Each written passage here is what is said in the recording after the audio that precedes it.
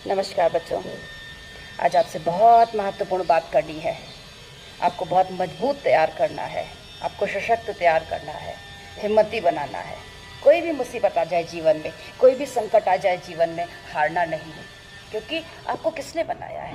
आपको उस विधाता ने बनाया है, उस ईश्वर ने बनाया है, इस संसार में भेजा है कुछ ऐसे कार्य करने के लिए जिसे संसार याद करे, जिसका यश इतिहास याद करे।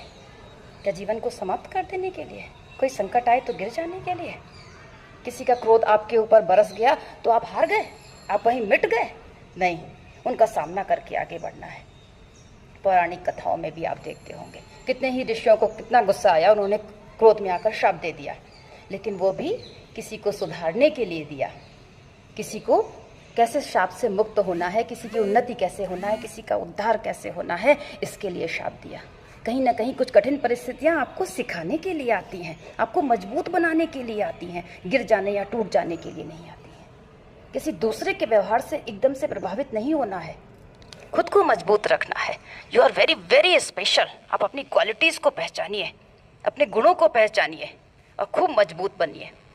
इसके लिए आवश्यक है कि कुछ अच्छा चिंतन होना चाहिए, अच्छी कहानियाँ होनी चाहिए, आपके आसपास कुछ अच्छा मनोरंजन होना चाहिए। जबकि हो क्या रहा है, आप जो भी एक कूड़ा कचरा समझ लीजिए, किस तरीके का मनोरंजन आपके दिमाग में जा रहा है, किस तरीके के कार्टून, किस तरीके के वीडियो गेम्स, किस तरीके के रील्स आप देख रहे हो, मोबाइल में आप क्या देख रहे हो, आप क्या क्या अपने दिमाग में भर रहे हो। आपका दिमाग क्या डस्टबिन है?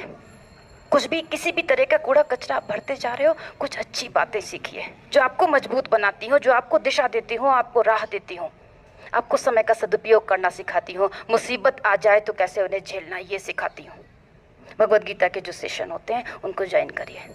कहीं कोई एक वाक्य, एक सेंटेंस भी अगर आपने पकड़ लिया तो आपका उद्धार हो जाएगा, आपका भला हो जाएगा, आपको एक राह मिलेगी, आपको आपके लिए गाइडलाइन की तरह होगा। अच्छा, ये सिचुएशन है, अर्जुन ने ऐसा किया था कृष्ण के बताने पर, अर्जुन हार गया था, युद्ध भूमि में खड़ा था, हार गया था, मैं तो जा रहा हूँ, मैं मुझसे नहीं होगा, बिल्कुल गिव अप कर दिया था, रोने की स्थिति में आ गया था।